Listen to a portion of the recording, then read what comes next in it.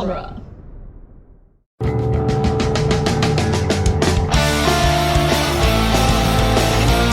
In the world of Hollywood, movies get greenlit and redlit. They get remade and rebooted. But we are the ideal. I'm Sam Gasch, and you are listening to Ideal Remake. Thank you for listening to Ideal Remake. We take movies that either have been, will be, or should be remade and talk about what the ideal version of that remake would be. Today we're getting ourselves trapped near the inner circle of thought. You don't understand, that's fine. We don't expect you to.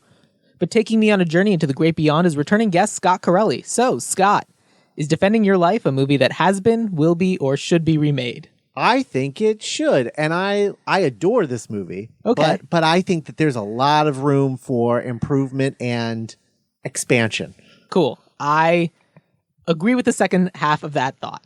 Oh, you didn't like this? I hated this movie. Oh, wow. Yeah, we'll get into that in a moment. But more importantly, I want to hear, like, I'd vaguely heard of this movie before. It's just kind of like in the ether of like movies I'd heard of. But I went in completely blind. I didn't know anything about this movie other than having heard of it. How did you first see this? Probably on HBO over the summer. You know, was staying with my grandma. They had HBO, and so they played this a lot. Pretty sure I saw this before Beetlejuice. And so I think this was the first movie I ever saw that dealt with like the great beyond. Yeah. And like an afterlife thing. And for people who know me, dueling genre listeners probably know this. I am obsessed with afterlife stories. I don't think I knew that. It is one of my absolute favorite, like, very specific genre things. Yeah. And, you know, you make a movie about the afterlife and I'm there. Like, I don't know. I'm fascinated by it. Similarly, I also really, really like it. When I realized that that's what was happening, I was like, well, this is great. I'm fully on board. Like, I love this stuff. Yeah. Yeah. You know, it's, there's just something about like the world building of all of that and like hammering out rules and, but also this sort of like wish fulfillment of like everything's great here, you know, which I also really love. You know, obviously I think that this movie has inspired a lot of things. The Good Place being like probably the biggest example. Oh, absolutely. There's no way you have The Good Place without Defending Your Life. Yeah, no. It just doesn't happen. Yeah, no way. I also really love Albert Brooks. I think that Albert Brooks is the person that everyone wants, or I shouldn't say wants. Emulates? No, thinks that Woody Allen is. I really don't like Woody Allen. Correct. But like in terms of like Jewish comedian, writer, directors, everyone always like, you go to film school and they're, yeah, no, he's a pedophile, obviously, but he made some really great movies. I'm like, but did he? Did he though? Like, yeah, Albert Brooks for me is the person that everyone should be looking at. And like, also he only made like 8 movies and they're kind of, in my opinion, they are, I don't want to say they're all bangers, but they're all really interesting. And I think that they're really funny. And that is not, I could not say the same about Woody Allen. Yeah, I'm also like, even prior to like the 90s when we're like, oh, I guess everything we heard about him is true. Yeah. I don't think I've ever found a Woody Allen movie that I really liked. No, and I remember when 500 Days of Summer came out, everyone was like, well, I mean, you know, it's fine, but it's just ripping off Annie Hall. And then I watched Annie Hall. I was like, okay, but Annie Hall sucks. Yeah. Like, it's bad. I mean, what was the Owen Wilson one? There was an Owen Wilson one that came out, Midnight. Oh, Midnight in Paris. Midnight in Paris. Yeah. That was fine. He also, like, there's also, like that one has like a cool premise. Yeah. That you're like, you want to be really good. He also has one that's called like The Purple Rose of Cairo. That's sort of like a Last Action Hero type thing, but with like a romance character, I think. He can't not. Yeah. And it's also like kind of like this doesn't go hard enough. Yeah, and then he did an Emma Stone one with like disproving magicians or something, and I remember seeing that and enjoying it, but it was one of those things where like the more I thought about it, I was like, no. Yeah. And then like of course his movies always have a much older guy and a much younger woman. Yeah. Because he can't help himself because he's a fucking monster. Yeah. But then Albert Brooks, so he's like he makes a movie every like 5 or 6 years. Right. Takes his time. And then also at a certain point, he came out with his last movie was called like Searching for Comedy in the Muslim World. It did not work. Oh no. And he took that as like a sign of being like, you know what? I think I'm out of touch. I'm going to get out while the getting's good. And he's never made a movie since. Oh man. That was it. He was just like, no, I read The Room, and The Room was like, I think you're done. And I was like, you know what? I have a lot of respect for that. Yes. Yeah. That is, yeah. Like again, I don't know that much about Albert Brooks. Yeah. Like I guess with this movie that you just said the name of that I've already forgotten, Searching for Comedy in the Muslim World, I did forget. it. Yes. Go Sam. Like I can't name any other Albert Brooks movies off the top of my head. Yeah. He's got, let's see, there's like Lost in America, I think is one. I think it's called something like that. He did this one that was called Mother in 96. That was, really funny. I saw that in theaters. My dad took me to go see it. And it's just about, Debbie Reynolds plays his mom, and he has to like move back in with his mom. He's a struggling author, and it's about their relationship. And, you know, it's just really, it's really fun. I think about, there's a line in that movie that I think about all the time where she digs out, she's like, do you want some sherbet? I got some sherbet, and pulls this sherbet out of the freezer, and he eats it. And he's like, how old is this? And she's like, oh, I don't know. It's probably been in there for like 5 years, but it's frozen, so it's still good. And he was like, it tastes like an orange foot. And I think about, orange sherbet tasting like an orange foot. I think about that line all the time because his mouth is full of sherbet. And he's like, it tastes like an orange foot. I think about that all the time. I love Albert Brooks. I think he's great. Well, I'm sorry that I didn't like your movie. Well, you know, it is one of my favorite movies, but I went into this feeling like, A, I don't think Sam has ever seen this. Correct. B, I think there's a lot of room for improvement of this movie, especially depending on the angle that you take on it. Mm-hmm. Now, I think that for Albert Brooks, his thought process was like, I'm just going to focus on the main guy right. I'm playing. Yeah. And I'm just going to focus on his arc and whatever. And like that's the only, because otherwise this movie's going to get really long. Right. Yeah. And so like, otherwise we get The Good Place, which is great. Yeah. And I love it. Yeah. But that's definitely more than a movie can handle. Right. Right. And so like, I understand his instinct, but I do think that like, I think Meryl Streep fucking rules in this movie. She's so good. She's so good, but they give her nothing. And then, so like we treat her as like this, like Albert Brooks sucks. Meryl Streep is great. That's what the movie is telling us. Mm-hmm. And we get through the entire movie, but then they're both on trams back to being born again. No, she's not. She's moving on. Is she? Yes. There's trams that are moving on to the next world or whatever, to heaven, and then he was on one of the trams that was going back to Earth. Oh, see, I misunderstood that. I just saw it as they were all like, because the way I interpreted the movie as it was happening, it was like you either get to stay, or you get sent back. No, you're only in Judgment City for Judgment. Got it. All right. And I one aspect that I would love to like discuss maybe is like who the hell these lawyers are. They were. I like just like in the world building of the afterlife, who are these people? Are they angels? Are they humans that have like gotten bored of heaven and are now like lawyers? Or like what's the situation here? Like they said that they were all people. Like they said, like Rip Torn even says, "Oh yeah, I was on Earth for so long." Right, you're right. I wrote the line down. He said, "None of the smart people like to stay on Earth long." Right. That's a fucking dangerous line. Don't say that to people. Sure.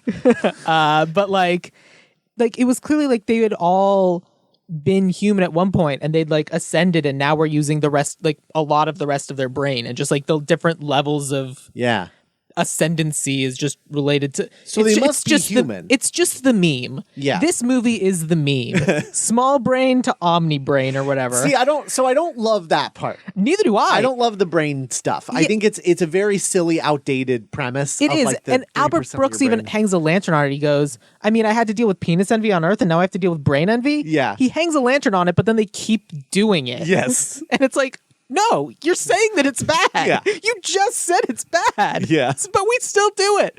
And then like the Rip Torn replacement lawyer shows up and he doesn't say anything. And it's like, yeah, but this guy's got 54. He's using 54% of his brain. I hate that part of the movie because, and I love this movie, but I hate that there's just a scene where Rip Torn isn't there. Yeah. Just, like, what was he just not available that day and they just shot around him? Or like what happened? So my interpretation of that scene is that, and I guess you should go back and explain the movie to people who haven't seen it. But like my interpretation of that scene is that this guy is so smart. He's using so much of his brain that he realizes that there's absolutely nothing to do for this guy. Yeah. This guy is done. Yeah.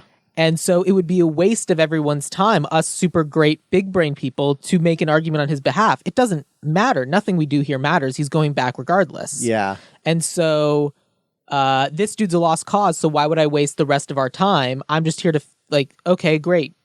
Yeah. Let's move on. Right. We're big brains. We have to go hang out and eat dirt. Yes. Like all the smart people do. Yeah. The stuff like that stuff, there's like little details in this that I'm like, this could be so much better. And also I think the budget was fairly low for this. And so a lot of the look of everything, I think, is the most boring version of what this could be. Yes. It was very much. So they show us two cars at the beginning, and they're like, this is the greatest BMW or whatever it is you're ever going to see. And they show it to us, the audience. And as people who are not in the 80s, we can look at these cars and see that they are awful. Just bad. Yeah. And like, oh my God, this car is perfect. Yeah, but that's not yours. Your car is this one. It looks exactly the same. It looks exactly the same. Yeah. And like, whatever. It was very, very 80s. Very. Yes. And just all the notion of like, oh man, this guy's a failure because he didn't invest in Casio. That's why he doesn't get to go to heaven. Well, but like they explain that because that's what his argument is. It is. And they explain, no, it's not about the money. Right. It's about the fear. Yes, I agree with that. Yes. I just like, as I'm watching it, I was like, I know he's calling it out, but it's very funny to me. Yes. And like, sure. then the judge is like, of course I know what Casio is. I'm wearing one. Yeah, which I'm just like, how did you get that? How did they get any of this? Yeah. These people said they haven't been on Earth in like hundreds or thousands of years, but they're using computers and using all this other stuff. They're using the most 80s of 80s things. Yeah. And they're like, oh yeah, no, we get it. Yeah. See, that's part of the problem with the movie. I think, it doesn't feel otherworldly. No. And I love Albert Brooks, but he is not a visually interesting director. No. He doesn't have his art is in his writing, and not necessarily in like art direction. And this needed art direction. Yeah, it's a good idea, but it needed a different director. Yeah, yeah. But for people who haven't seen this movie, who like me went in just having heard of it before, right? How would you succinctly summarize Defending Your Life? So the concept of the movie is that Albert Brooks plays a man named Daniel who, in the opening moments of the film, dies in a car wreck. Uh-huh. And after being shamed for deciding to spend his birthday alone. Right. And he basically like enters the afterlife. Mm-hmm. But the afterlife is a 5-day process in which he has 9 days for him. No, he's viewing 9 days. It is a 5-day process for everyone.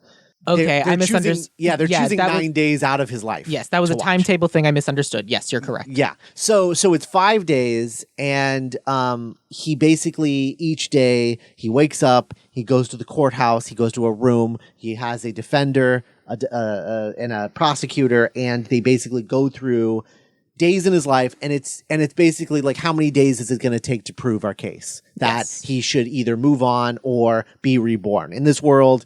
There is apparently not a hell, or at least they only reference it in like a joking manner, almost as if like they're making fun of the small brain people who think that there's a hell. Yeah. I like that concept. Like if I'm being honest, I've used that sort of concept in like short stories and stuff I've written before, of like the concept of like an extreme heaven or hell is fine. It's just like, it's just a process, and like the souls get washed from whatever they need, and then they go back and do the thing again. Yeah. So I do really like that. I like the constant learning that they have, and like that's the idea. So there's a lot of reincarnation in this. It's kind of Buddhist in that way. Yeah. But the idea is, and that's the thing that they probably should have leaned into instead of the big brain thing, is the enlightenment thing, because I think that's what they're saying. Is that we are more enlightened than you, but they kept focusing on the big brain and using a bigger percentage of your brain that was just very 80s. But yeah, that's essentially what it is. And so each day he goes and he does this, but then that's only like a full-time job. It's like a 9-to-5 like thing. And so like at the end of the day, he gets to go and like explore Judgment City, which is the name of the city that he's in. And he gets to eat food that is the greatest food that you've ever had in your life. And you're able to eat an unlimited amount. Right. And you never get full and you never gain weight. Right. And so it's just, he gets to go and explore like his past lives. He goes to like a museum and gets to see his past lives, things like that. It's very, I love all the world building, but it's not executed at 100%. Right. I would say. Cause even the food, when I love shrimp, like I do love shrimp, when that plate of shrimp came, I was like, that could look better. Yeah. That didn't look like the best shrimp. That's your best shrimp? Yeah. And then he's not going to eat it. Yeah. Yeah, that also that drove me crazy, is every time he gets to eat that food, he gets interrupted. Takes one bite. And I'm like, let us, especially considering how many cooking shows everyone watches now. Yes. It's like, oh my God, let us enjoy this food. Yeah, yeah. So that's a note. Let them enjoy their food. And then he meets a woman played by Meryl Streep, who he like instantly falls in love with. I have a note about that I want to get to with our remake. But it basically instantly falls in love with each other. They don't say the word soulmates, but it almost appears that that's what's going on here. Right. Because they fall for each other very quickly. Yeah. And they have this whirlwind romance while she is being touted as like, you're done. Like, all of this is like formalities. Like, you are not going back to Earth. You are moving on because you had an amazing life finally, and it's time for you to go to heaven and enjoy the afterlife, while he is being told like, you've been through this 20 times and you're just not getting it, buddy. Yeah, you're just not getting it. Like, kind of circling the recycle bin over here. Yeah.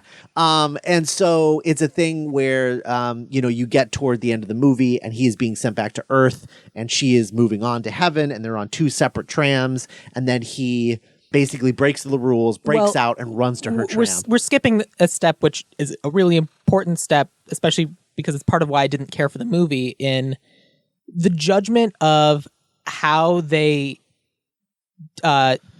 decide whether or not someone lived a successful life is how much they were ruled by fear. Mm-hmm.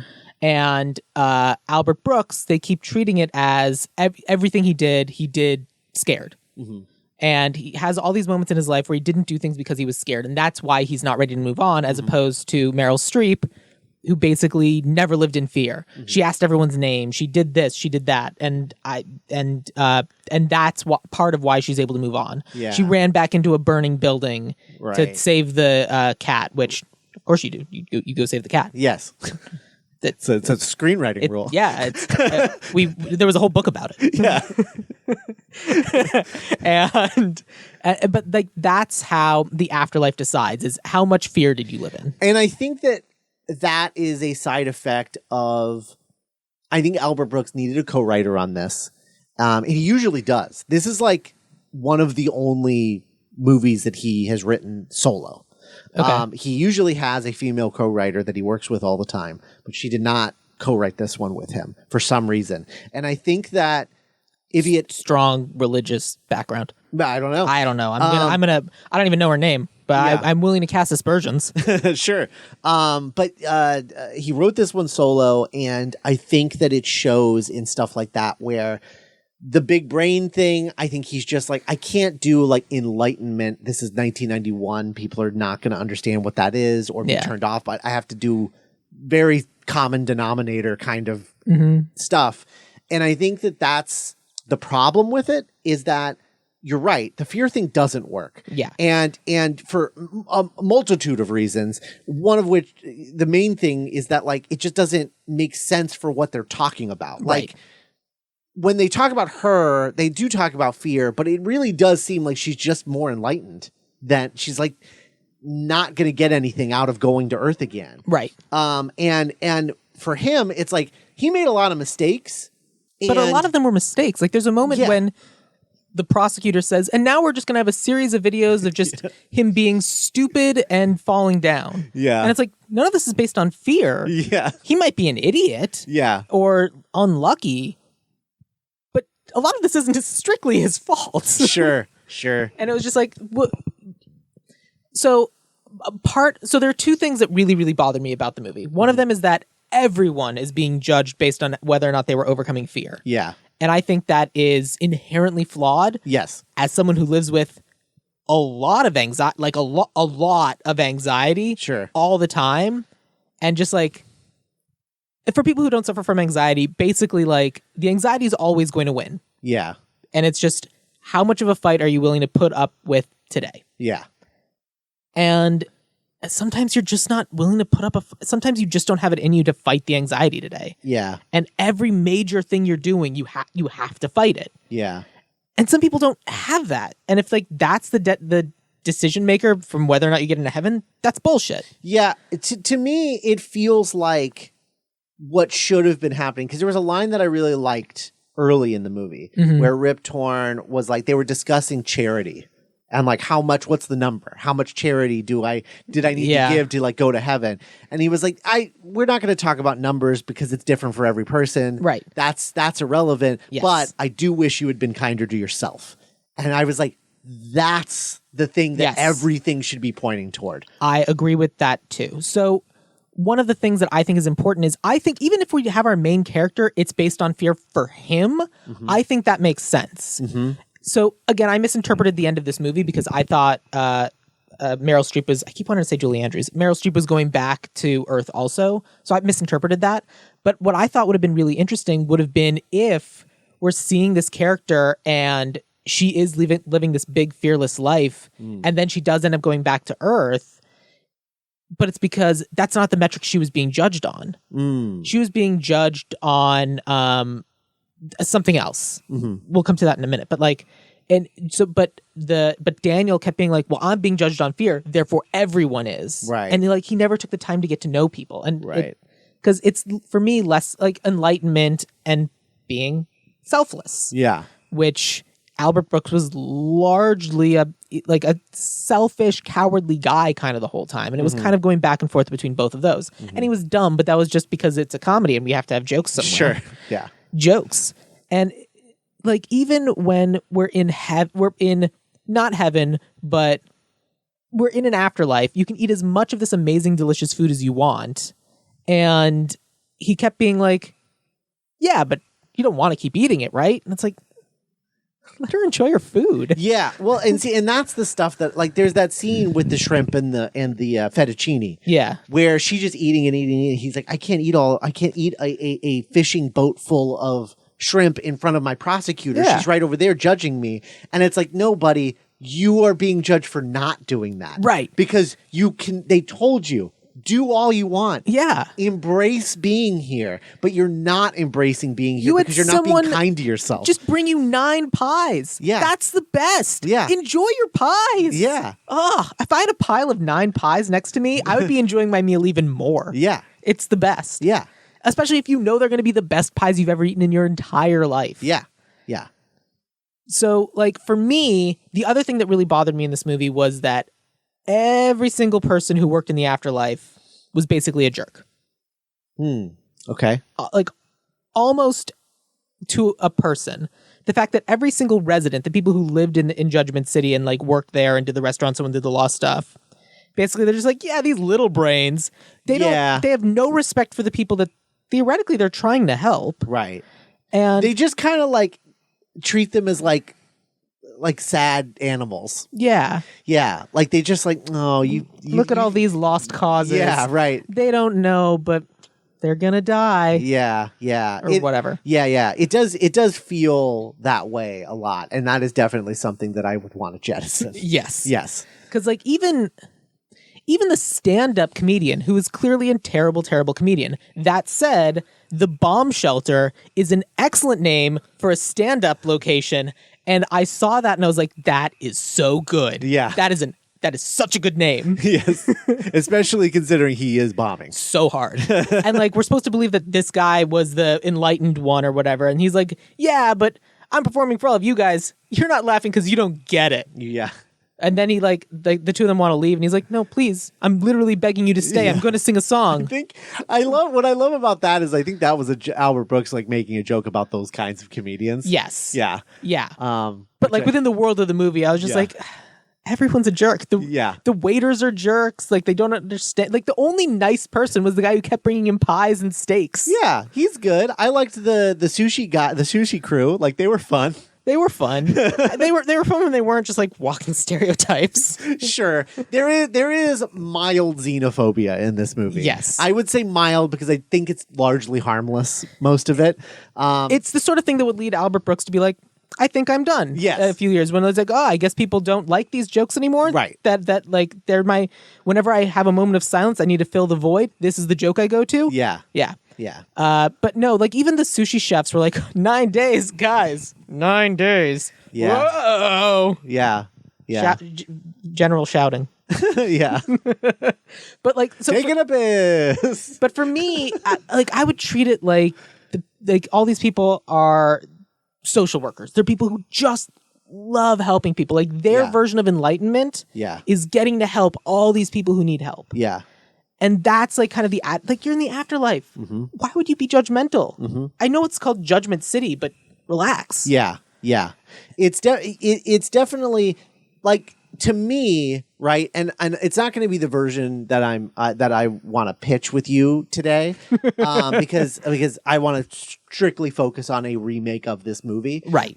You don't want to do what you did with Father of the Bride, where you just come in and like pitch an entire movie that you should write. Well, no. I don't want to do what I did with Back to the Future, which is I think that the perfect version of this as a remake is as a series where the main characters are the lawyers. Got it. And each season is like 8 episodes and focuses on new defendants. Oh, that's a good show. Yeah, that's a great show, right? Yeah, where it's like every season is like 2 new defendants or whatever. But I mean, like they also have that show, and like that can just be like if they ever bring back The Good Place, it's just like here's the crop this year going through like the system. Oh yeah, that's true. Yeah.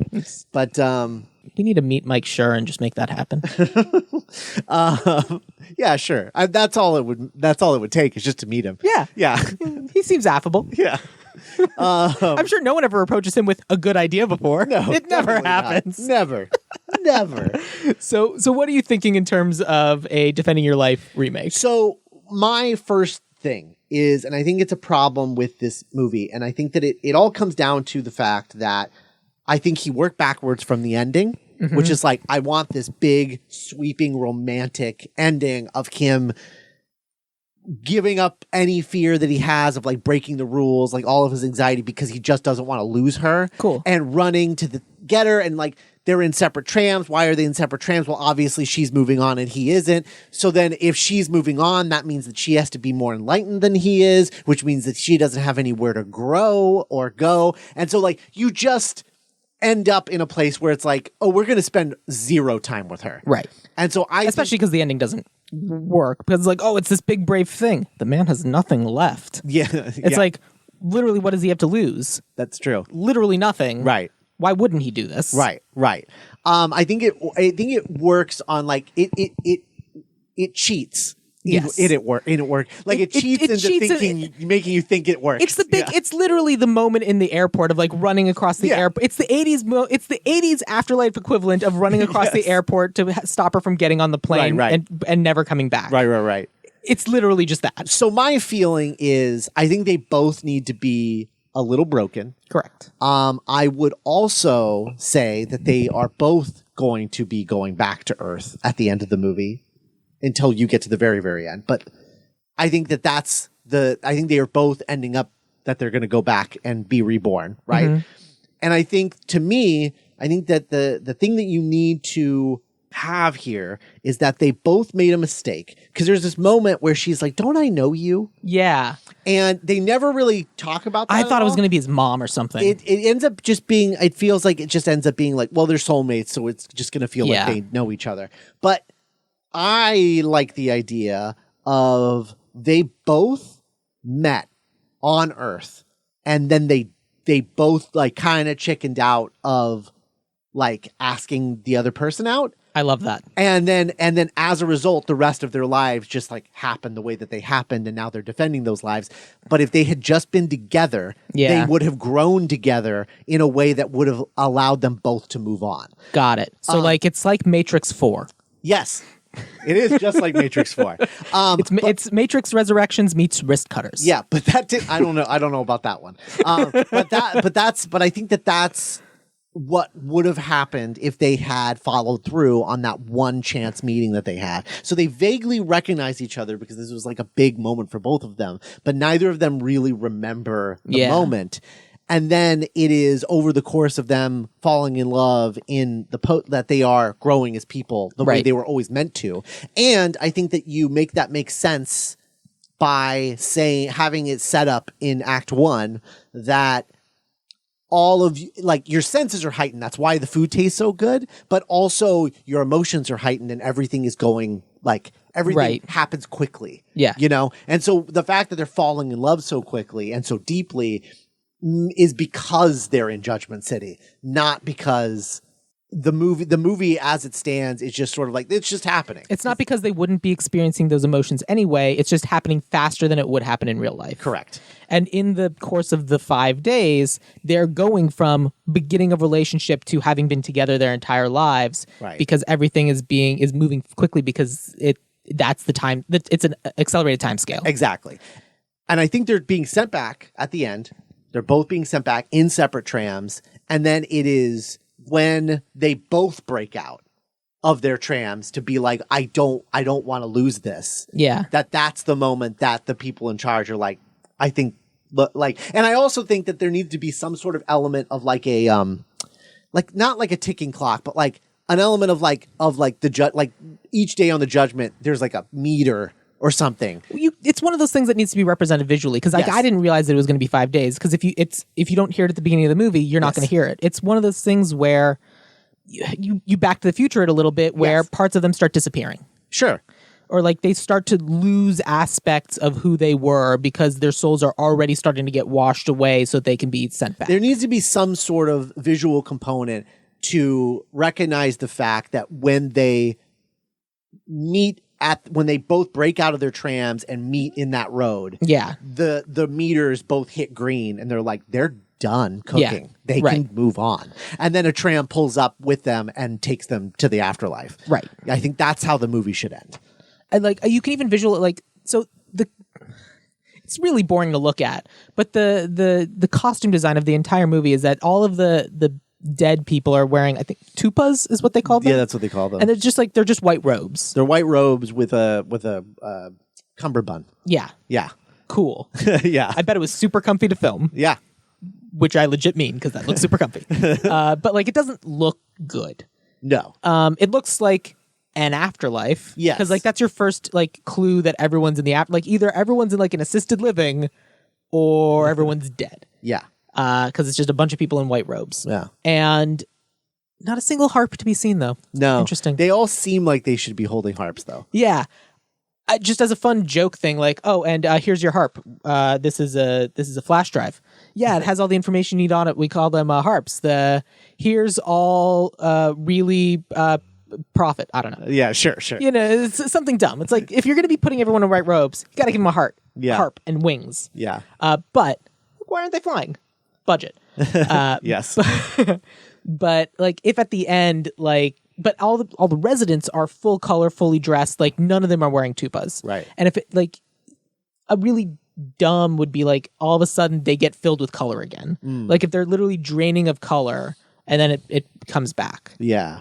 But one of my plus ups is that one of the things they have in the afterlife is they have this pavilion of previous lives where they get to go see all the previous lives of their souls being on Earth. Mm-hmm. That's lovely, but I think it misses the point. Yes. I think it needs to be a pavilion of your life.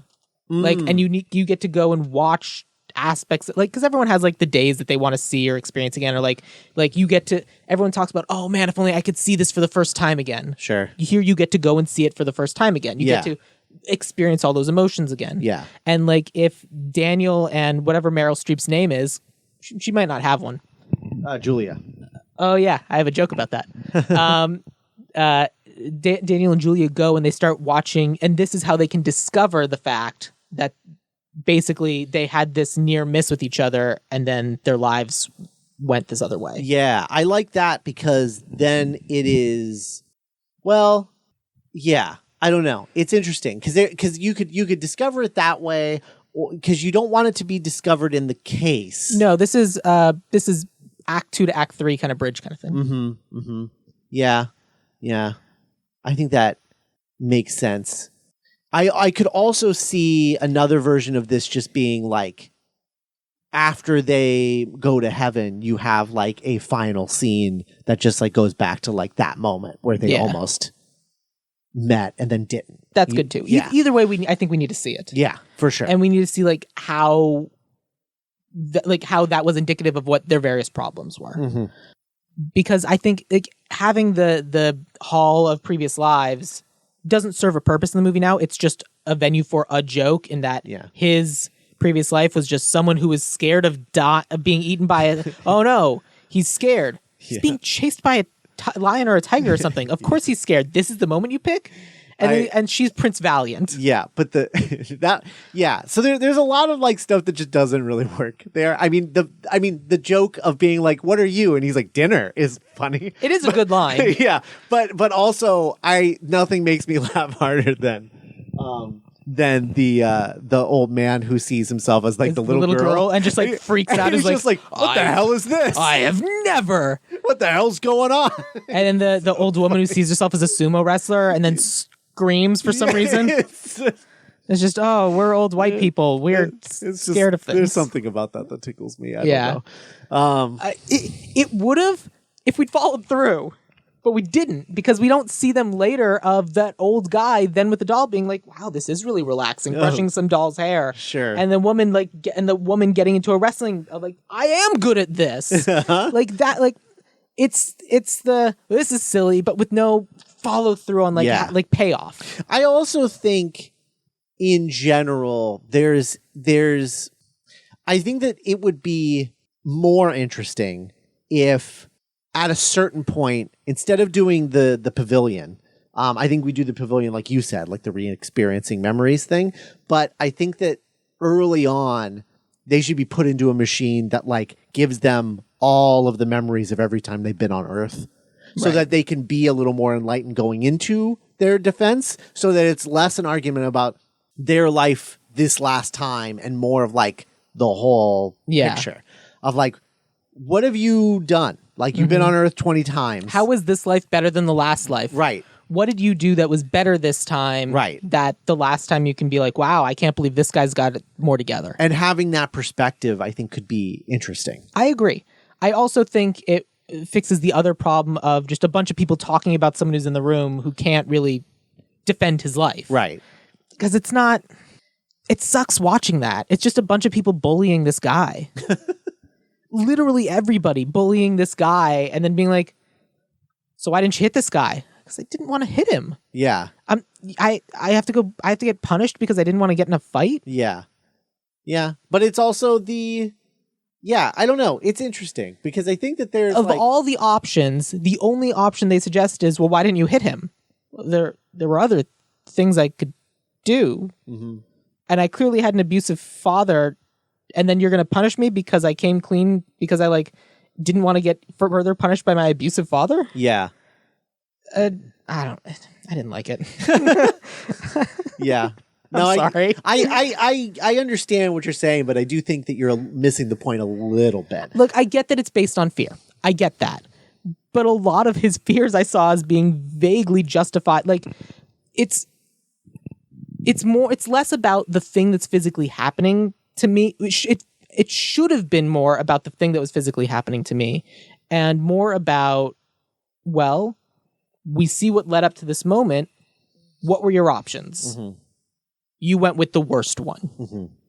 It's less, why didn't you do this one thing? Right. Why didn't you trust this random guy who we've never seen before? We don't know what your relationship is. Maybe he's like a brother to you and you still didn't trust him. That's a problem. Yeah. Or maybe he's someone you haven't seen in 10 years and you don't want to give him your entire savings. I think it's less about fear and it should more be about taking the easy option. You took the easiest option. I think that's more interesting. I think easy option, selflessness, I think those are better than fear necessarily. Yeah. Because literally they use it as a joke, and if someone is truly without fear, then they're a sociopath. Yeah. And that's also a problem. Right.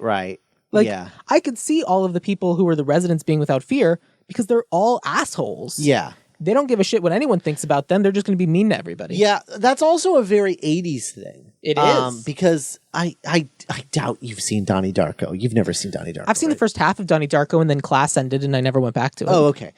Did you get to the point where what's his name and his love versus fear tape? I was 15. I don't remember. Okay, all right, fair enough. Like I would watch Donnie Darko. It's never like I literally watched it in high school and then just never went back to it. Yeah, so that movie takes place in the 80s, and there's like a guy that has like a self-help tape, and it's about like everything comes down to either love or fear. Sure. And either you're doing things through love or you're doing it through fear, and you should not do things through fear and only do things through love. So I think that it's just a very like 80s thing. Yeah. Because I think that the Donnie Darko, that video in Donnie Darko is a reference to just like self-help stuff from Sure. the 80s. And I think that that's what's going on here and why they're so focused on fear. And I think since then we've learned that like, that's not it. That's not the thing. Did you ever see the Jim Carrey movie Yes Man? Yes. Correct. Moving on. Yeah. It's like it's there's so many opportunities in your life that would be interesting that you would enjoy if you'd just be willing to like take a chance and say yes to something you wouldn't normally say yes to. Yeah. The movie doesn't execute it particularly well, if I remember correctly. I remember enjoying the movie when I watched it, but it doesn't really have like a cultural staying power. No, not like Liar Liar. Or the other one I was gonna say was like compare it more to like The Bucket List, which kind of has the same idea behind it of take these chances, do these things, because you never know when you're gonna die. Right. Bucket List stuck around and invented the term bucket list. That movie it's a lot of people don't realize that term didn't exist before the movie Bucket List. That's interesting. Yeah. But Just so permanently in cultural whatever. But like I think it'd be more interesting of, all right, we see what you chose and you lived that experience. Here's the experience. And even with the love life thing of, well, here's what you missed out on.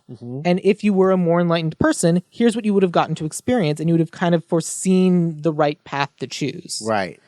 And that's, I think we could see multiple different options. Because like, let's say Daniel had punched that kid back. Would his life have been better, or would his life have been worse? Right. We don't know. Right. And it's just about the moment and not about the consequences. Right. And I think I would be more interested in seeing the branching possibilities of, okay, here are all the different options and here's where they all lead. And you just consistently picked the worst one. Yeah. And that shows that you're not enlightened. That like you think it's a dichotomy. It's this or that. Right. But it's not. There's all these other possibilities. Yeah, I think the ultimate argument is like they have more to learn, which goes back to another aspect of this that I want to plus up, which is that of the prosecutor role. In the movie, I liked her. But she's basically a bully. Yeah. And she is making weird arguments like why didn't you punch this kid? Which is very strange. It is. Weirdly, I liked her because she was doing her job, and I didn't like Rip Torn because it felt like he wasn't. Well, so I think that but I don't think that she was doing her job, because it felt to me like her job in this version of the movie was to keep people out of heaven for the sake of keeping them out of heaven. Yeah. And I would like the prosecutor character in the remake to seem that way at first, and then at some point basically just have to like talk to Daniel and be like, look, man, it's not that I don't like you. It's not that I think you're a bad person. It's just that you have a lot to learn. And if you aren't enlightened before going to heaven, it's not going to be a fun time for you. Yeah. Like you have It will just taste like dirt. Yeah, right. Like you have to have gotten to a certain place emotionally, spiritually, in order to move on, and you're just not there. I'm not trying to be a bully. I'm just trying to show that you're not ready. Yeah. And like I'm doing this is for you. Right. Because they kept talking about how they kept kind of using the heaven and hell mentality of it, when even earlier in the movie it was you move on or you go back to Earth, right? As if Earth is hell. And it's just like, look, the worst case scenario is you get to go back to Earth and live another life. Right. You liked being alive. Right. It's not a punishment. It just means that there are more things for you to learn. You just have to take more classes or whatever. Yeah. Though I would like to add an extra like a bit of anxiety to that because it would be like dying forever. Because you wouldn't be retaining your memories. But if we're introducing that you get all your previous lives back, then it doesn't matter. Then it's not better. Like dying forever. Then it's a little better. I think you're right. I think I think having that plus up does help. But it does bother me in the movie that they're just like, yeah, it's no big deal. And it's like, he's literally dying forever. Yeah. Like, if he goes back to Earth, he ceases to exist. Correct. And that was like scary. That freaked me out a little bit. A little bit. Yeah. and it shouldn't. It's just reincarnation. Right. That's the whole point. Exactly. That's why I want to like bring everybody back so that it's like you do get a stronger sense that this is one soul. Yes. Yeah. Yeah, I agree with that. Yeah.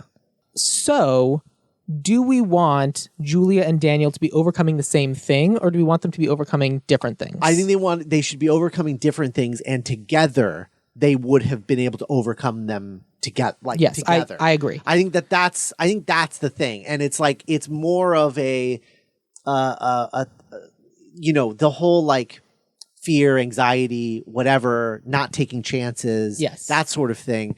It's more of just like you missed out on this, and if you had just been with her, if you had just been with him, you both would have helped each other grow. Take the correct branching possibilities. Exactly. You would have had a support system with each other. Yeah. And, like, regardless of where you came from, this would have been your person, and just like you missed because of this flaw. Mm-hmm. You missed out on all of this, and it's just this amazing rainbow cornucopia CGI fest, whatever. Right.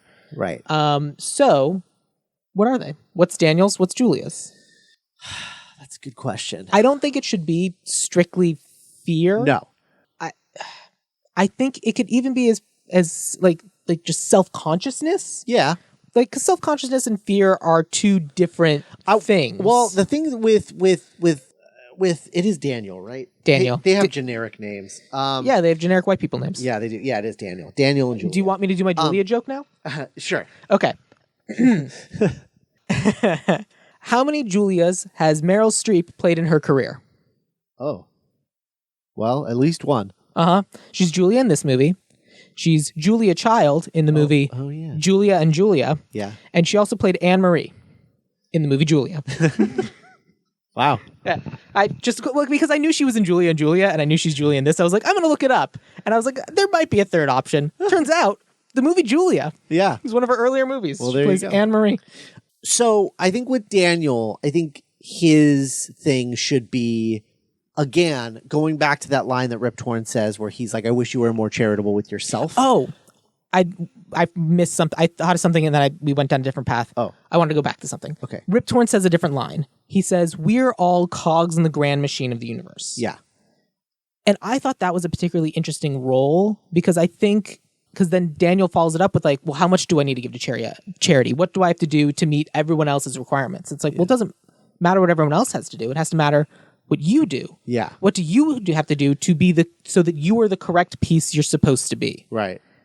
And I think that's important. He keeps trying to be like everyone else, what everyone else is doing, instead of being the best version of himself. Right. And I think that comes down to him not being particularly kind to himself. Yes. And not thinking highly of himself. Mm-hmm. And I think that things like the clip show of him acting like an idiot, right? Yeah. And them all laughing and him being like, being embarrassed. I feel like all you needed was an extra thing of just like, why are you embarrassed? Yeah. People make mistakes. Right. Why do you feel so bad? Like, this is funny. You should be laughing with us. Yeah. Like, it's funny that you made these mistakes. None of these mistakes matter. Every single one of these would be an amazing story for you to tell other people. Right. Those are the best things. Do you know how many of these events you told as a funny story or a funny anecdote to people? 0. Why? Because you were embarrassed. Because you felt bad about yourself. Yeah. And that's why you're here defending your life right now. That's a really big moment. That's really good. I like that a lot. Yeah. Okay, cool. So I think it is all about self-esteem. Yes. He just doesn't think very highly of himself. It's Good. why he didn't talk to Julia. Yes. That moment that he met her during his life when they crossed paths. Mm-hmm. He didn't talk to her because he was just like, well, she wouldn't want to talk to me. Yeah. Yeah. No self-confidence. Right. So I think that's his thing. That makes sense for him. So let's talk about her. Do we want to treat Julia as like we're like, why would she be interested in me? I'm terrible and she's great. I don't think so. I think she needs to have a flaw. Well, the obvious flaw that we can do is to basically turn her into Tahani, where it was all done so that people thought she was great. It's like the whole Tahani thing of Sure. Like Tahani from The Good Place. For Tahani from The Good know. Place. Yeah. Of appearing to be perfect, but all doing it for selfish motivation. Yeah. But the problem is that's Tahani from The Good Place. It's been done before. Yes. That was like my knee jerk first thought. But there's got to be something else. Yeah. Something else that would make her not turn around and go talk to Daniel. I think for her, it is. I think there's okay, so I'm trying to figure out how to word this, but it's like the idea. Do you ever meet that person that never focuses on themselves and is just constantly helping other people? Yes. To the detriment of their own lives. Yeah. Where they're not happy. Yeah. But they're happy that all the people around them are happy. Yeah. And all the people in their lives are happy. And I wonder if there's this moment where they meet in let's just say a coffee shop, if we want to get super generic about it. Sure. And they could have had this moment, but someone else was counting on her to be somewhere or do something. And there's a possibility that she might have let someone down just a little bit. Yeah. And so she leaves. And it's just it's like you never do anything for yourself. Yeah. Ever. Your whole life. I mean, that's also it's self-care, but a different kind of self-care. Mm-hmm. That makes sense. Yeah. I like that. Yeah. And it's you always put you always value other people over you. Yeah. So that's one option. The other option is to look at what complements Daniel's problem. So if Daniel's problem is that self-care thing of that self-esteem thing, how do we counteract that with her? What could she have that he doesn't have, and what does he have that she doesn't have that would complement each other? Sure. I actually think the original pitch is that. Okay. Because if Daniel's being worried about his lack of self-confidence, having someone who's constantly caring about him is important, but then they'd also have to take it back, because if she's spending all her time the entire time it's complimenting Daniel, you're so great, you're so smart, you're so funny, and then he's just well, you're really pretty. Yeah. And I feel like you're spending so much time complimenting me. What are you great at? Yeah. And it's the idea of she's feeding his self-confidence in a way that doesn't stick. Yeah. Until finally it's oh, you really mean these things. Yeah. You're really paying attention and really smart and clever. Yeah. And then he finds out that she had her room isn't as good as he believes it is, and she's been sneaking him mints and things, but instead of him actually they're being, she doesn't get anything. She sneaks him a chocolate swan or whatever she said. Yeah. And then it means he doesn't get she didn't get one. Right. And so all of a sudden he's oh my God, you've been doing this for me, and it's you think I'm worth that? Right. Of course I do. Yeah. And then he finds out that but you don't get to enjoy any of this either. Yeah. We haven't been able to enjoy any of these. You're all about food. You finally get to enjoy and eat all this food that you really want to. And it's already been 4 days. Right. For this last day, we're going to go and eat every single thing you've ever wanted to eat. Yeah. Yeah. I also think that it's a thing of her interests and no one ever asking her about those things. Yeah. But then him being I want to know about you. What did you do for fun on Earth? What did you, and her maybe even realizing she didn't know have a thing. Yeah. Yeah. It was always whatever everyone else wanted to do. Right. Yeah. And I think that is a flaw that people have that is a secret flaw. Yeah. That no one really notices, because from the outside, you're just this person's great. Yeah, it's hard to know if you're not the person. Right. Because they're taking care of you. Right. Right. Yeah. So I think that those, I do. Yeah. I think those complement each other quite well. I like that. Yeah. Cool. All right. So then that's kind of our main characters. Let's talk about fleshing out the world a little bit. Because set design, scenic design, whatever. That's certainly not my area of expertise either. But sure. I don't want this world to be populated by assholes. Sure. So how do you talked about what you kind of want for the prosecutor, but we haven't really talked about like the Rip Torn defender yet. Yeah. The judges, of which whatever. I don't think there really need to be judges. Yeah. Well, yeah. I also I kind of want to add like a jury to the situation, because I think that there's a really cool moment you could have where the jury have deliberated or whatever and decided like they both need to go back, and then like, you know, maybe like one of the jurors switches their vote. That's what lets them go. Here's my pitch on the jurors. Yeah. I think the jurors are different versions of who they could have been. Interesting. And so the jury has to think, okay, this version that it did exist is better than all the versions of us that could have existed. Yeah.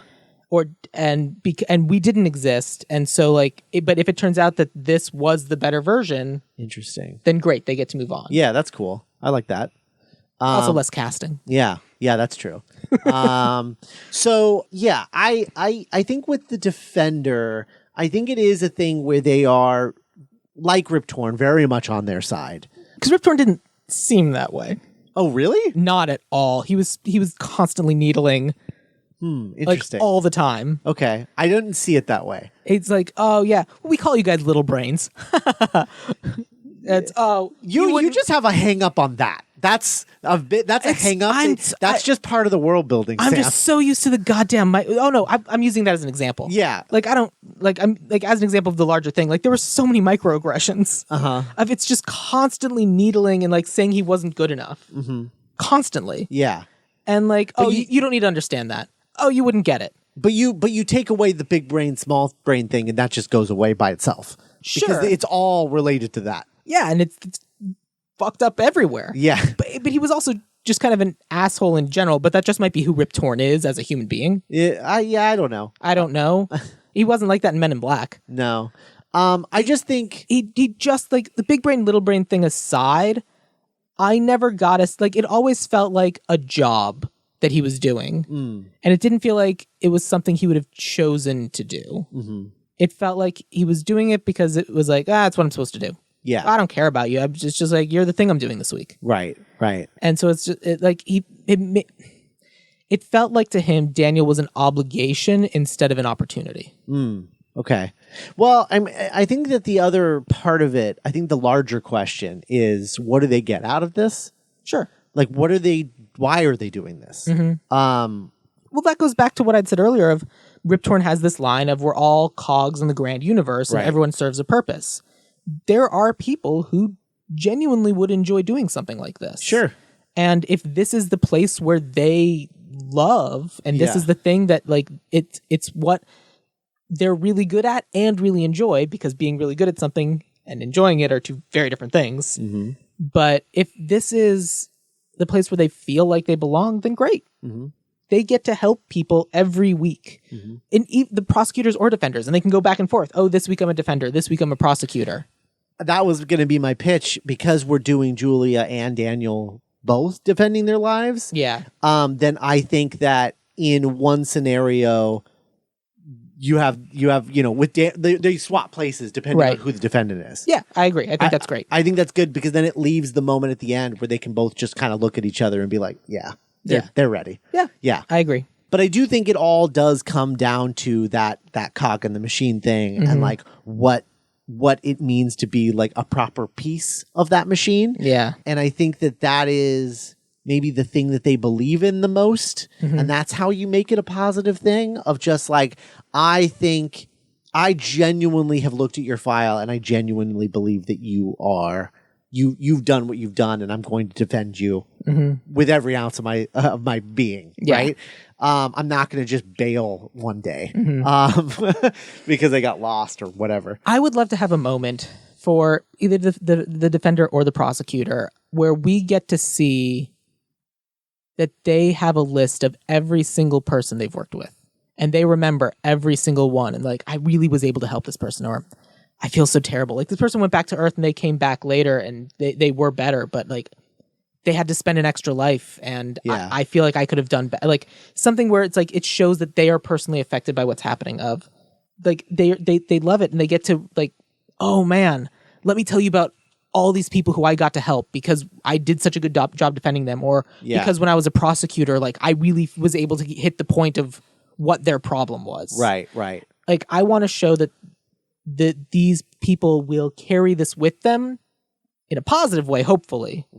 Because like worst case scenario, the person goes back and lives another life, and that's too bad. No, but here are the people I get to. No, worst case scenario, which they mention and they never mention again. Oh yeah, if you go back too many times, well, you can't use this piece. Got to get a new one. Throw them away. Yeah, they're just done. Yeah, which is terrifying. Yeah, I think so. In Judaism, Judaism doesn't have a concept of hell. There is a holding station very much like this called Gehenna. I might be getting the pronunciation wrong. Pronunciation. Excellent. Good job, Sam. And basically, the mourning period for someone in Judaism is 11 months. And the idea is that this is the time when you are being cleansed of the sins you committed in life, because everybody goes to heaven. Except if you are just bad. Yeah. Like Hitler, it doesn't matter. They don't even get to go through the Gehenna. They're just destroyed. There's no redemption from them. It's not that they were kind of a shitty person. They were pure evil. They get destroyed. They get thrown out. They're gone. Interesting. But everyone else, if you're just kind of a piece of shit, you go through the full 11 months. But if you're a mostly decent person, 3 weeks, 4 weeks. Yeah. And then you move on to the next thing, and everyone moves on. And that's kind of the idea of why would we waste our time torturing someone for all eternity? They were bad. Destroy the soul. Like pure evil bad. Yeah. And like, so that's kind of the idea of like, and that's why the mourning period is that long, because it's like by mourners showing that they cared, this person positively affected me, you can make their time in this afterlife cleansing period shorter because you're helping them get through it. I don't remember what the original point was that led to this, but yeah, so about the people who get destroyed. Yeah. I don't think it's something that like, so I don't like that it's, if you go back to Earth too many times, I guess we're throwing you away. Yeah. I think it's more like the movie Soul, where we have this soul that has been through as many mentors as it's been possible to have, and they just haven't found it yet. They'll get there eventually. Yeah. The important thing is they've never been pure evil. Right. And they're not trying. So it's something like that. Okay. Yeah. So I'm saying I don't think you need to worry about going back too much. I think you're going to be okay. Okay, thanks. You don't strike me as someone who's pure evil. That's good. But so basically what I'm saying is I think you're going to be okay. Okay, that's good. Yeah, I don't know. I do think that there needs to be something that the lawyers get out of it. And I don't like, there has to be stakes in it for them. And that is one of the problems, one of the larger problems I think with this movie, is that there doesn't seem to be any stakes for them. Which is why I wanted to tweak the prosecutor, but I do think that Rip Torn's character needs to be tweaked as well somehow, but I don't know what. Well, what if the defender and the prosecutor choose this as an option instead of going back to Earth themselves? And they're doing this because they're trying to help other people find enlightenment because they think it will bring them closer to enlightenment, because otherwise they also will have to go back to Earth. Yeah. And for whatever reason, their times on Earth were always bad. Yeah. Like they're what happens to the people who go back too many times. They become lawyers. Yeah, that's a good joke. Yeah. Great. There you go. That's your answer. Yeah, I think that's it. Good. Okay, there we go. Now they have stakes. Yep, good. Solved. Okay, done. Love that. Cool. I also would love for there to be witnesses. Yes, of course. There have to be witnesses. Yeah, I think there needs to be witnesses. People from your life. Right, people from your life. And they're like, are they dead? And they're like, no. But you know, all of this time in the afterlife is nebulous. Jeremy, Bearimy, and all that. Yeah, right. And so it's just, they're not from your perspective, but from their perspective, they are. And now they're here to either help your defense or help the prosecution. If you are dead, which means you're both outside space. And if you're outside space, you're outside time. Right. Yeah. Yeah. So I think it's something like that. Yeah. I think that would help a lot too. I do like. Yeah, it's weird when it's just 4 people in a room and you're in a revolving chair. Yes. Yeah, I want it to be more like a court. Yeah. I think. I agree don't with you. like that the judge is like looming over him in the back either. Yeah, well, I think like they turn around and watch a screen, which I get is just based on like limitations at the time. But I think it's like they bring in this witness, and the witness starts doing the scene with them, and then the scene forms around, like in terms of like production forms around them, and then they are doing. Like the judge even said, like, or Rip Torn said, this is going to feel very, very real. Yeah, and then they watch a TV. Right. I think it should be real. Like you were reliving this thing. Like he's having this conversation with his father. Yeah. And like they bring in his dad is like, oh no. Right. Like when he died, I thought I'd never have to see him again. And I was secretly glad. Yeah. Like one of those kind of relationships. And like, oh my God. And like all of a sudden he like shrinks down and is this child again, having to live this scene and do this scene. Right. And then at the end of it, he sits back down in the chair and and then all of that. So I think that's good. The version. Definitely makes not it more watch TV. Visually appealing. Yeah, less teachers hungover today. Yes, and let's watch a TV screen. Yes, absolutely. Yeah, cool. Okay, so then the only other thing I think we need to talk about is the end.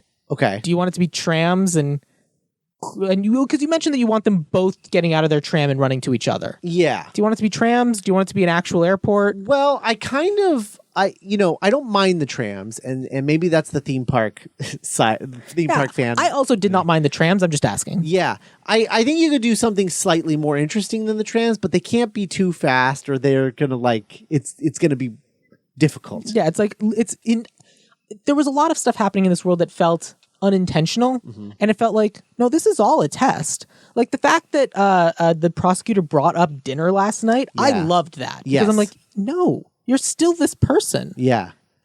She's proving that you haven't grown. Right. And I thought that was good and important. Yes. And like, I think, no, like this is all a test. Yeah. There are a lot of opportunities, like a lot of little things around here that you could have done to show that you were better. Like this is heaven, and you still dealt with the same rules as Earth? Yeah. Or why? Yeah. Yeah. Yeah. And I think too, and this is a very little thing, but I wish that there had been, so, they show that sort of collection of scenes of him like being an idiot. Uh-huh. And I wish that there had been like a moment where he couldn't figure out how to like do something. And it's because he didn't think okay, like the seatbelt that they put him in, right? They put him in that seatbelt. It's a very complicated seatbelt that has like 6 steps, right? And what I would like to have seen is a scene in his life where he realized that he wanted to change something, but couldn't because he couldn't figure out how to do this thing because he didn't think that he wanted to do it until it was too late. Right. And so in the moment then later with the seatbelt, he's watching him put the seatbelt on and remembering all the steps. And then that's how he gets out of it. Okay. Is because he was already thinking, oh, I don't want to be here. Yeah. You know what I mean? It's sort of like, it's like, because he wasn't thinking about that ahead of time in his life, it was like, I can't get out of this stupid thing or whatever it is. Yeah. Yeah. It's a very specific scenario. And I think for Julia, it's going to be like, in order for her to get off her tram, she's going to have to shove people out of her way. Yeah. Yeah. Like she's going to have to not, she's going to have to put herself first in front of like she keeps saying, excuse me. Yeah. Or even it's like, don't get off the tram. I'm going to get in trouble if you get off the tram. You can deal with it. Right. I got to go do this thing. This is more important than you getting in trouble. Yeah. Yeah. Yeah. Different kind of final tests. Yeah. Yeah. Yeah. Good. No, that's good. Cool. All right. Is there anything else we've missed when talking about the remake of this movie? I think so. All right. I guess it's time for cast. Okay. It's not a very extensive cast. Like I did 4 people. Correct. Which was interesting for me because on the poster was 5 people. And I looked up who they all were.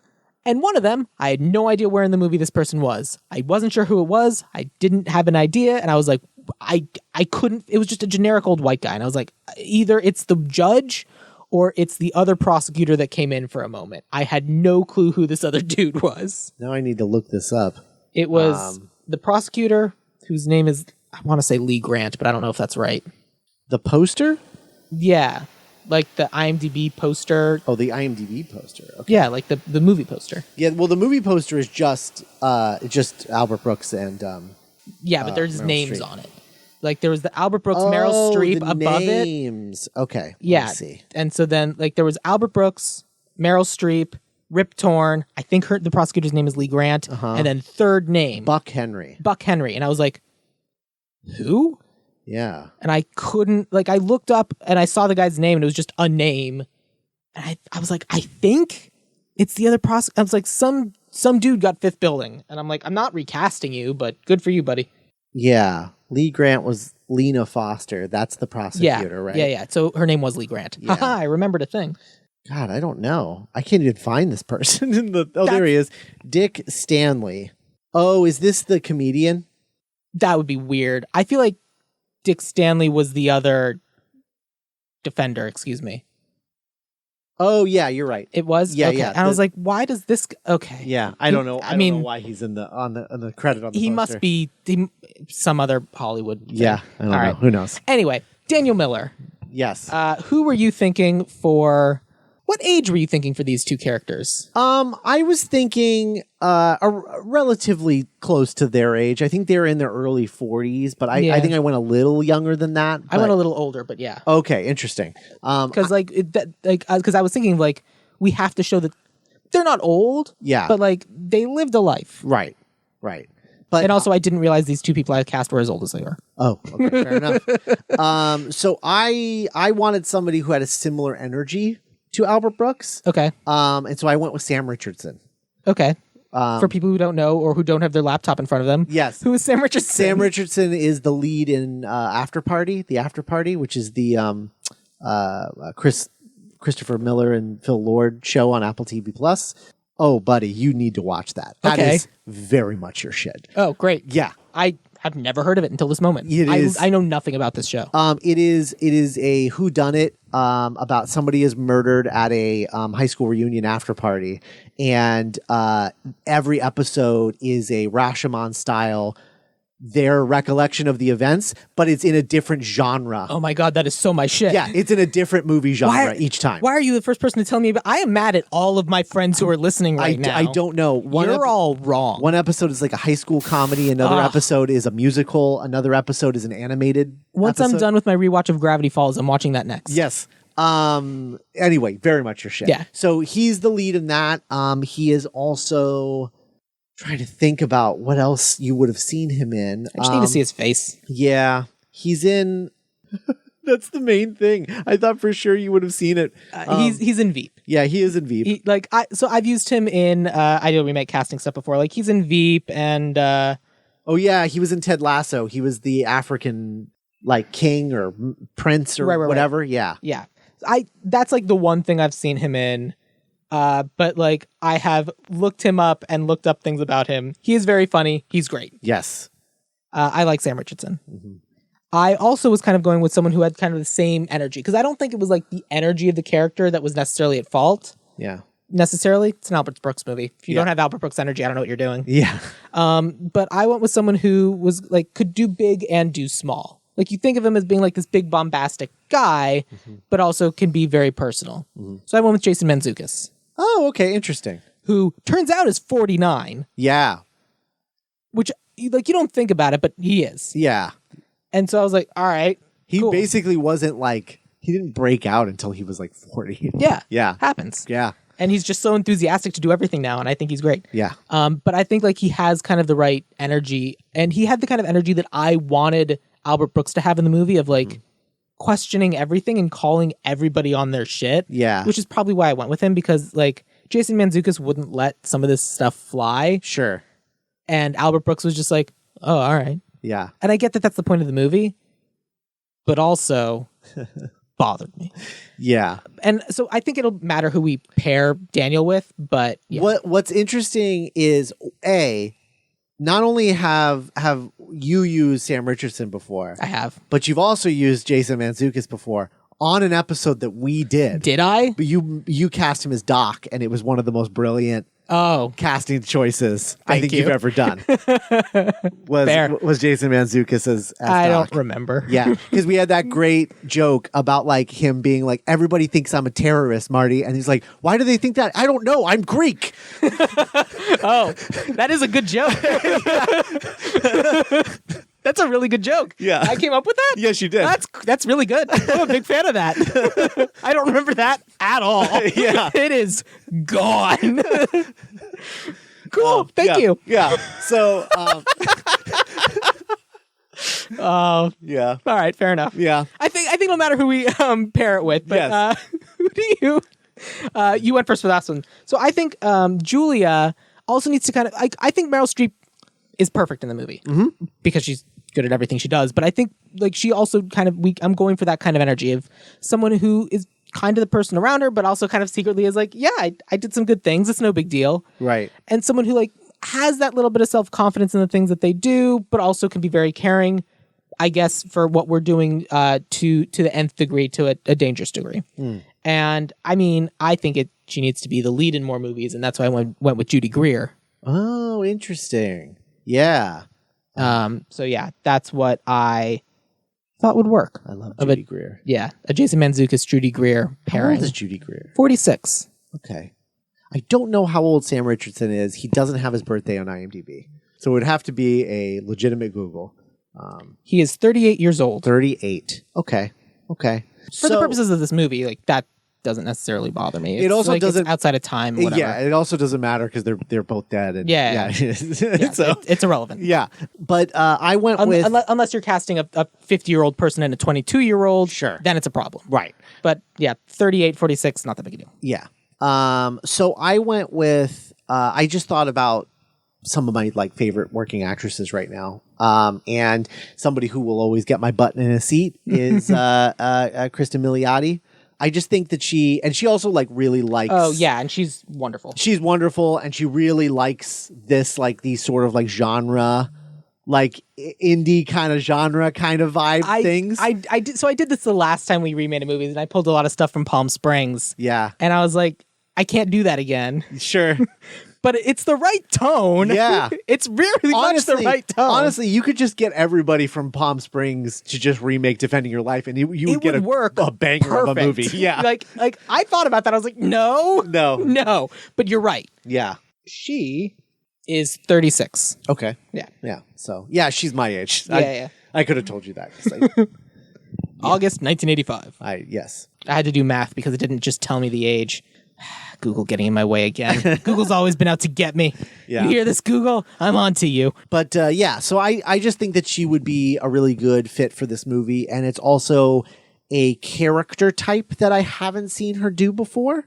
The version of the character that we're Sure. talking about. Yeah. She always has a little bit more of an edge than I think the character we're looking for in this movie has. Yeah, she typically has like more of a selfish edge to her. Yeah. Rather than a pushover energy. And I think I would be interested in seeing her play that.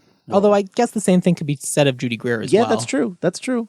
And there's a metatextual element to her being a pushover. Of Judy Greer being a pushover because of like she's always the right. She's the best always friend. yes. Yeah. So I think if we were to mix and match a little bit, I think we could do Sam Richardson and Judy Greer, but I don't think we could do Jason Mantzoukas and Kristen Milioti. Correct. So let's do Sam Richardson and Judy Greer. Yeah, sure. That sounds good.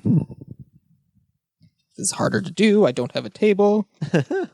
I brought my pen from home because it's a pen that I can't make noise with and when I fidget with it.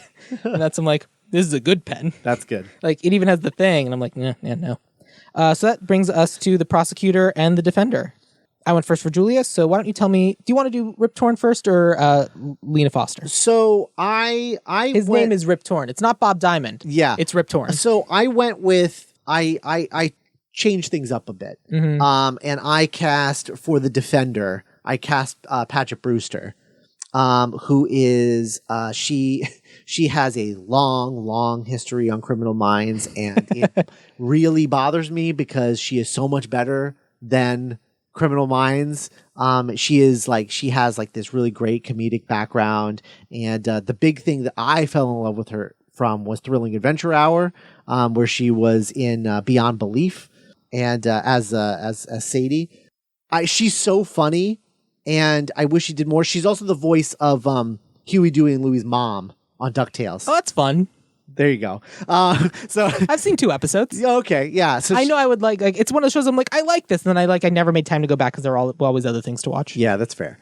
But yeah, she's done that. She does like a lot of comedy stuff. She's actually very similar. I don't know that they've ever done anything together, but she's very similar to, what is his name? He's bald. He's on a Law and Order, but then he like did a bunch of comedy stuff when he left Law and Order. Oh no, I know he was The Thing. No. That's Michael Chiklis. Yeah, I'm thinking of Michael Chiklis. Are you not thinking about Michael Chiklis? He was not in Law and Order. He was in The Shield. Yes. This is, now I'm going to look up his name. But yeah, very similar to him in terms of like, because he did that summer camp movie, the really goofy summer Wet camp Hot American Summer? Yes. He did all the Wet Hot American Summer movies. He was the cafeteria guy. Christopher Maloney. Christopher Maloney, yes. Yeah, that's 2 episodes. No, I don't know what order these are coming out in. It might not be 2 episodes in a row. No spoilers. So anyway, I only bring him up to say that she has a very similar career to him, and that he, like her, they were both buried in a procedural forever, and then when they left, they were like, "I'm free," and they just did tons of comedies. It turns and out stuff. I'm amazing. Yeah.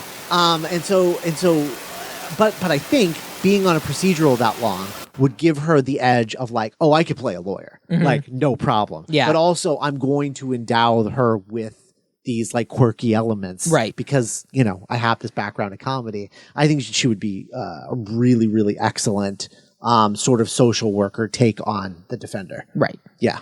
Okay. So for my Defender, I kind of went in a different direction. I went with someone that Daniel might be kind of judging up top of like first impression of like, oh, you're going to defend me? Of like that very human of first impressions mean a lot. And it's like, buddy, if you were more enlightened, you wouldn't do that. Yeah. You don't know how good I am. Right. You're judging me based on appearances. Yeah. Don't do that. Okay. That's not going to help our case. Okay. So I haven't seen this guy do that much. Apparently he's in The Martian. I don't remember where. Most people know him from Ted Lasso, but I saw him do stand-up prior to that. He's an actor named Nick Mohammed. Oh. He plays Nathan on Ted Lasso. Yeah. And he's very good. Yeah. And he's also very funny. Yeah. In a different way. Like his stand-up is very, very different from the character he plays on Ted Lasso. Yeah.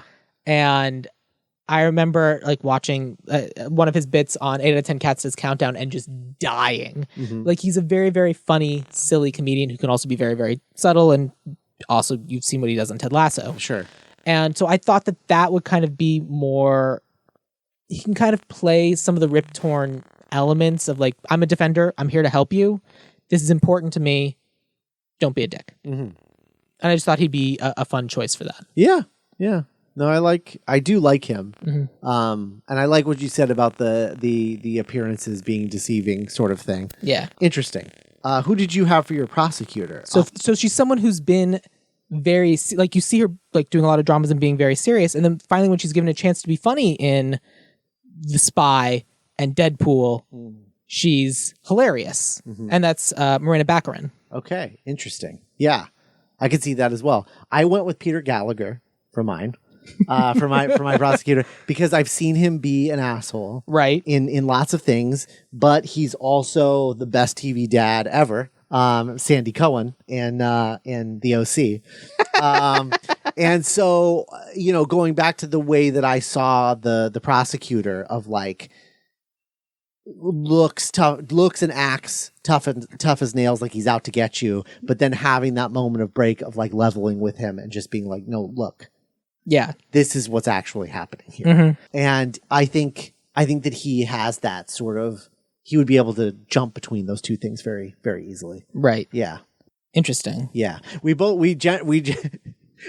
I gender bent mine and you did not. And so as a result, it's like either we're going to have, if we mix and match, we're going to have 2 women or 2 men. Yeah. Yeah. I mean, it's also, I went with 2 not white people and you went with 2 white people. That's true. And so that I'm trying to get around as well. Mm-hmm. And I don't know what to do.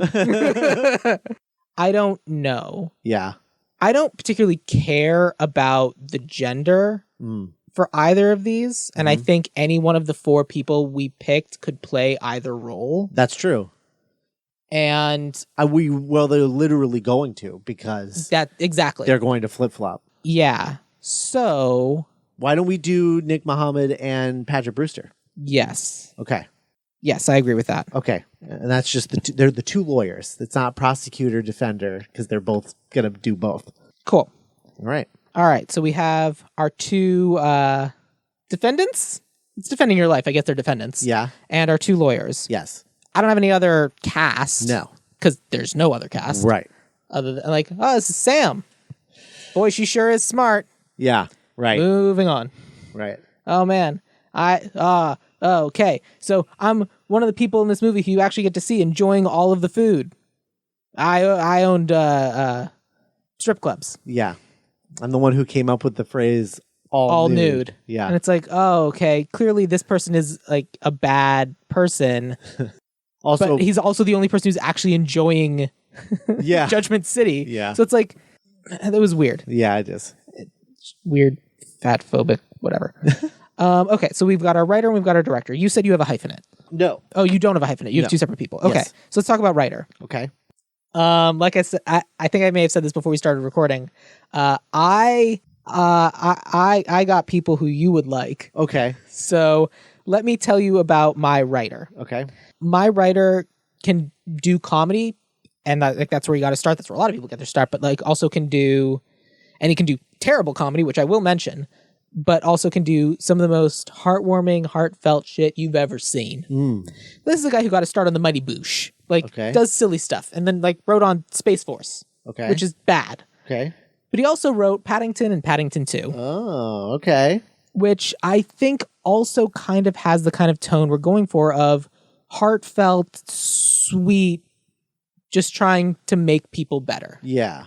And I thought that seemed important for what we were leading towards. Sure. And you seem like someone who likes Paddington and Paddington 2. I do. Yeah. So, I don't know. I thought I love that bear. Paul King would be a good writer for this. Yeah. No, I could see that. Absolutely. I love Paul King. I don't love the Mighty Boosh, but I do love Paul King. Yeah, that's another thing. It's like, oh, we did this here at this point in time. We shouldn't do these anymore. Yeah. Uh-huh. Yeah. Yeah. I tried watching that. I have expressly not. Yeah, it is. There's some British comedy that I'm like, I can't go back to this. Like, I would love to know more about this particular comedian. I can't. Yeah, it's true. Yeah. So I went with Jack Schaefer, who is most known currently for being the showrunner of WandaVision. Okay. So she did that. She's also been on the blacklist a couple of times with screenplays that have never been produced. Sure. That's how the blacklist works. Yeah. But yeah, always. Almost always. Or if they get turned into a movie.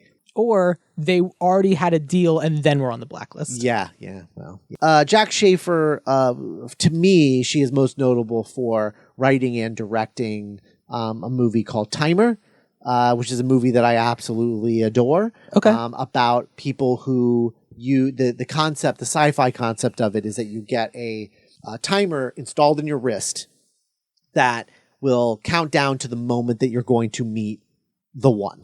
So it's not the one with Justin Timberlake No. and Amanda Seyfried. No. That is about like the moment you're going to die. Yeah. That's called Timeless. Oh, no, I think it's called something. No, it's not Timeless. What is it called? Something time. Doesn't matter. Not about time. On time? I don't know. Anyway, The important thing, time. Timer is the movie. Yeah. So it is, and it's about this woman who has her timer installed, but it hasn't turned on yet because whoever her one is hasn't gotten theirs installed yet. And so it's about her trying to find the one and dealing with the fact that, should I just date people? What if my timer turns on? Like, because it's like, I'm waiting for the one, and it's this whole, it's an incredible movie. I mean, the nice thing is that like she does get to have this immediate, like, oh, they have a timer and it's not them. Right. Exactly. Mm-hmm. And so she's constantly dating people who don't have timers and then getting them to go install their timer, and then their timer turns on and hers doesn't. I like it. Yeah. It's fun. It's great. I will let you borrow it. Yeah. I was going to say, like, that feels like a very Scott approved movie. Yes. I will happily borrow it. It's fantastic. So that's my choice because I just think that, one, I really want her to write something original again because I think that she has a really unique voice. I love her Marvel stuff, you know. I'm excited for Captain Marvel 2, which she also wrote, apparently. Great. Yeah, but I I just would love for her to like get back to like doing something not Marvel. Yeah. Because she's just been on that train now for like 5 or 6 years. Yeah, I hear it's a very full-time job. Yeah. Yeah. So I would love for her to do this, but Cool. but All right. yeah. Who'd you have for your director? So for my director, this is weird, but I actually went with Ben Stiller. And I went with Ben Stiller because I find that his visual aesthetic is very interesting as a director. Okay. And I think he's very good with actors, which is, I think you would need that. So he has both things you need to make this movie, right. I think, a proper remake. Plus, I like the idea that he's Jewish. I do. Yeah, that's fair. Yeah. My director, based on last name alone, also Jewish. Oh, good. If that helps. Okay. That's great. I love that. As a Jewish person, I really like that. Okay. So my director I picked because weird romantic pairings are kind of his thing. Long Shot, 50-50, Warm Bodies. Those are all interesting romantic pairings going through people different times in their lives. Yeah. This director's named Jonathan Levine. Yeah. I like Jonathan Levine, but I do think that he is a little crapshoot. Well, so is Ben Stiller. They both are. They're both kind of a crapshoot on quality. There's something to be said for like, they're the things that they're known for, and then there's Yeah. everything else, and that's going to be true for just about anybody. Right. Yeah, that's true. That's true. Yeah, either one would be good. Yeah. God, but as soon as you said him, I was just like, oh man, in another universe, Seth Rogen would be a really good Daniel also. Oh, yeah, he would. Yeah. He's doing a lot more producing now. That's true. But he would be a good. He would be a good Daniel. I mean, to be fair, we're just going to actually go back and remake this with everyone from Palm Springs, so it's irrelevant. That's true. But nonetheless. Yes. Yeah, I don't know. Either way, I mean, I guess if I had to choose, I would say maybe we do Jack Schaefer for writer and Yeah. I've already Jonathan forgotten. Levine. Jonathan Levine. Yeah. Yeah, J&J. Yeah. Yeah. That's good. That makes sense to me. It makes more sense, I think. Well, no, Paul King and Ben Stiller would make sense too. But I think Jack Schaefer has more of a romantic bone. Yeah. Versus Paul King, who I like a lot. But yes. I would rather go with Jack Schaefer. Okay. Yeah. I think that's it. I think we have Defending Your Life. Yeah. Let's go through our very short list. Okay. Daniel Miller will be played by Sam Richardson. Julia, whose last name he never learns, will be Judy Greer. Lena Foster and Bob Diamond, our two lawyers, will be Patrick Brewster and Nick Mohammed. All of this will be written by Jack Schaefer and then directed by Jonathan Levine. Good. That's Defending Your Life. You gonna go see this movie? Yeah, I'd see it. Cool. Yeah, me too. Yeah. So anyway. Yeah, fun stuff. Still think it should be a TV show. But yeah, I mean, you pitched it and was like, yeah, that's the show. It's the infinity train of Defending Your Life. Every season follows a different person on the train. Yeah. Oh, right. Yeah, that's true. Yeah. Yeah. Anyway. Cool. Defending Your Life. Yeah. So Scott, thank you so much for being a guest and making me watch this movie that I didn't like. Sorry. That's all right. It's gonna happen. I knew from time to time. it was gonna go either way. Either either he's really gonna like this or he's gonna hate it. Yeah. So that's okay. It happens. Yeah. But more importantly, tell people about all of your various things that they already know about. Sure. If you haven't already, check out Franchisography, the podcast that I co-host with Nick Jimenez, my writing partner, and we just go through the history and development of different franchises, one movie at a time. We started this last year, and we've done Scream and Men in Black and X-Men and Spy Kids, and we did the films of Wes Anderson, and we just recently wrapped up on Twilight and The Matrix. We are about to do Pirates of the Caribbean. It's a fun show, and it is mostly focused on the development of like how did this movie happen in either a good way or a bad way. But we try to look at it. It's an actual how did this get made, right? Where you actually ask the question, right, and attempt to actually answer it, right? Which I find to be important and relevant. Yes. So which is why I started listening to that other show. I love the How Did This Get Made, but it's not How Did This Get Made. No, it's not. It's more of just how did this happen? Yeah. This movie's so bad. Yeah. But we are legitimately trying to go into like the history of the development of these franchises, and They're it's very deep dives, and it's very fascinating. It's super fun to listen to. Thank you. Yeah. So check that out. And And you have a Doctor Who podcast. I do. The Doctor's Companion. It is on hiatus right now as we focus on franchisography, but it will be coming back shortly after the next special, which I think is airing Easter weekend. The next, I guess the penultimate episode for the 13th Doctor. And for those who don't know, when's Easter? Good. I don't know. Okay. I would say most Christians probably don't even know. 'Cause April it changes, sometime, right? It changes every year. Oh, okay. It's one of those like Yeah. things that move with. It's on a Sunday. Yeah, it's on a Sunday. Keep check every Sunday. Check, and if it's up, you got it. Yeah. Also, go eat some eggs. Yeah, I think it's. I don't know. Anyway, it's usually either late March or like early to mid-April, something like that. It's somewhere in there.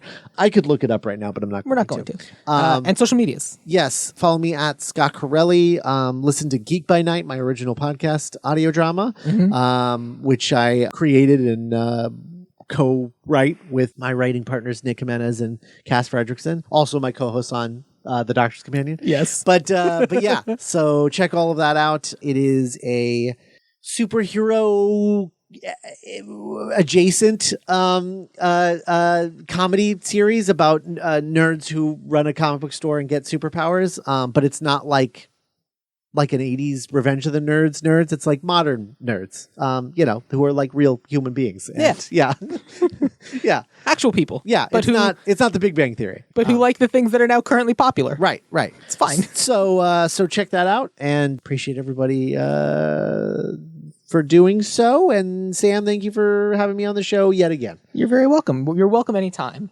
If people are interested in finding out more about me, I'm at Twitter at Sam Gasch, SamGasch, or you can follow the podcast at Ideal Remake on Twitter or Instagram. Or the best thing you can do for Ideal Remake, for franchisography, for The Doctor's Companion, or for Geek by Night is by going onto Apple Podcasts and leaving us a 5-star review, because those are good and that's how other people find us. Yes. And if other people find us, it's more likely that we'll make more of them. That's true. That's how this works. Yep. So I'm holding future content ransom. It's not going to work, but I'm going to try.